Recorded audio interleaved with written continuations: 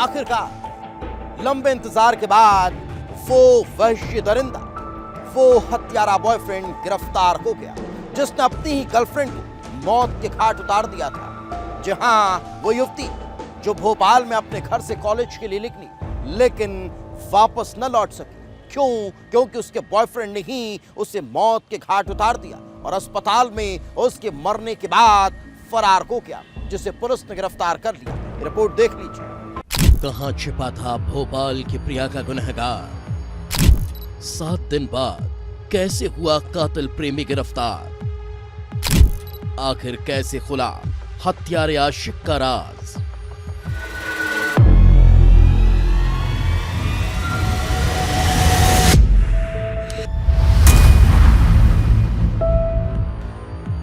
राजधानी भोपाल की सुबह, कोहरे के बाद सूरज की रोशनी चारों तरफ फैल चुकी थी।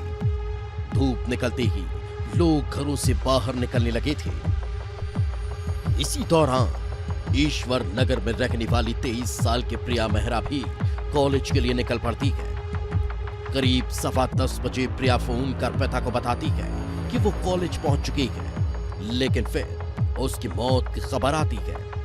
खबर आती है कि प्रिया अब इस दुनिया में नहीं रही और उसकी लाश अस्पताल में पड़ी है। परिवार हैरान रह जाता है। सवाल था कि प्रिया तो कॉलेज के लिए गई, फिर यहां तक कैसे पहुंची? कौन उसे अस्पताल लेकर आया? और जब सीसीटीवी खंगाले गए तो पता चलता है कि तुषार नाम का युवक उसे लेकर आया था और मौत की खबर सुनते ही छोड़कर फरार हो गया।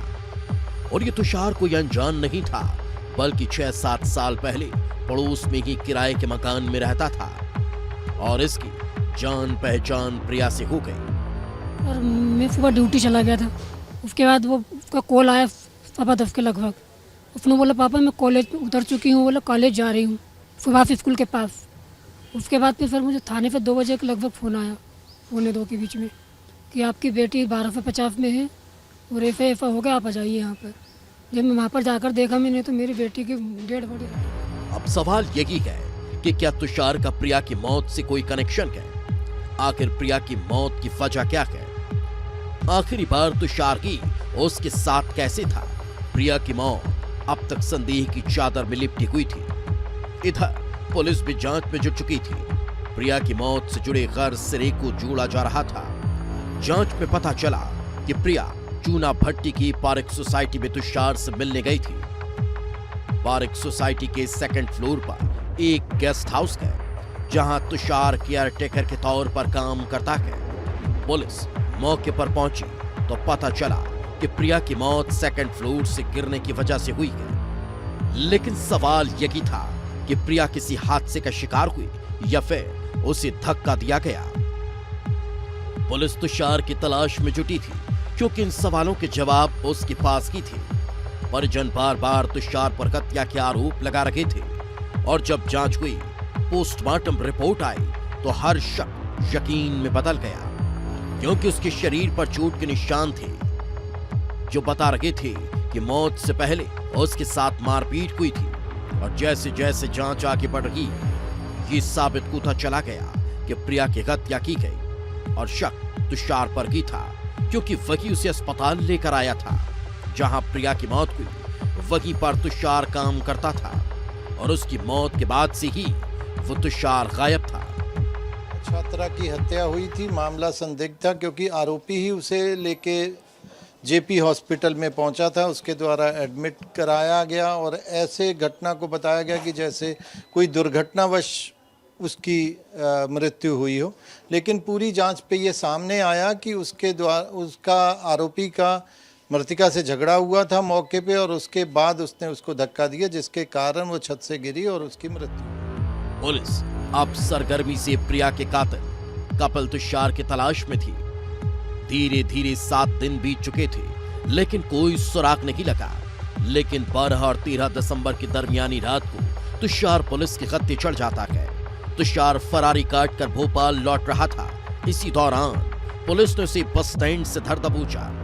तुषार पुलिस की गिरफ्त में आ चुका था, लेकिन एक सवाल पुलिस को बार बार परेशान कर रहा था कि आखिर वो 7 दिन तक कहां रहा।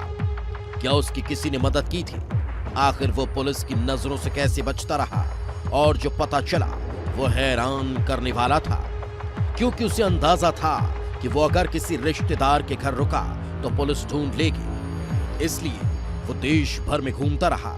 हत्या के तत्काल बाद तुषार ट्रेन से लखनऊ के लिए निकल जाता है, लखनऊ से दिल्ली पहुंचता है, दिल्ली से विशाखापट्टनम और विशाखापट्टनम से भोपाल, भोपाल से सागर जाता है, और उससे लगा कि अब मामला ठंडा हो चुका है, इसलिए वो भोपाल आ रहा था, जहां भोपाल पहुंचते ही पुलिस ने उसे गिरफ्तार कर लिया। चूंकि देखिए शंका तो पूरी थी उस पर, लगातार हम लोग घटना की सूचना मिलने के बाद से हमारी टीमें उसकी तलाश में रवाना हुई थी, और उनके परिजनों पे भी हमारा बहुत लगातार संपर्क रखा हुआ था, निगाह रखी हुई थी, लेकिन वो किसी घर में अपने रिश्तेदार के घर ना जाते हुए यहाँ से उसने ट्रेन पकड़ के सीधा लखनऊ गया है। जो पूछताछ पे बात सामने आई है, लखनऊ के बाद दिल्ली और दिल्ली से विशाखापट्टनम, विशाखापट्टनम से भोपाल होते हुए सागर, और आज सागर से वो 10 बजे करीब लौटा था, जो सूचना पे हमने ISBT से उसको गिरफ्तार किया। प्रिया मर्डर मिस्ट्री में पुलिस के हाथ बड़ी कामयाबी लग चुकी थी। पूछताछ में पता चला कि दोनों के बीच लंबे समय से अफेयर था। तुषार घटना के दिन प्रिया को अपने गेस्ट हाउस पर मिलने के लिए बुलाता है, दोनों के बीच विवाद होता है, और फिर तुषार उसे सेकंड फ्लोर से धक्का देकर नीचे गिरा देता है। लेकिन पुलिस अब ये जानने की कोशिश में जुटी है, आखिर किस बात पर विवाद हुआ था जिसमें तुषार ने अपनी की प्रेमिका की जान ली। इनके आपस के कुछ जान पहचान और संबंध थे, काफ़ी सालों से इनका मिलना जुलना था, उन्हीं बातों को लेके, आपसी कुछ बातों को लेके विवाद हुआ था, जो कि विवेचना का विषय है, और उन्हीं की परिणति में ये घटना घटित हुई। प्रिया मेहरा की मर्डर मिस्ट्री का लगभग खुलासा हो चुका है। अब एक सवाल का जवाब अभी भी बाकी है कि आखिर वो विवाद कौन सा था जिसके चलते तुषार ने अपनी की प्रेमिका की जान ले ली। आखिर दोनों के बीच ऐसा क्या हुआ कि 7 साल पुराना प्यार खून से रंग गया? क्या ये प्यार में पनपी किसी कड़वाहट का नतीजा है, या फिर इस हत्याकांड के पीछे अभी भी कोई खौफनाक राज छिपा है? हत्यारा बॉयफ्रेंड पुलिस की गिरफ्त में है, और पूछताछ में जल्द ही हर सवाल से पर्दा उठ जाएगा।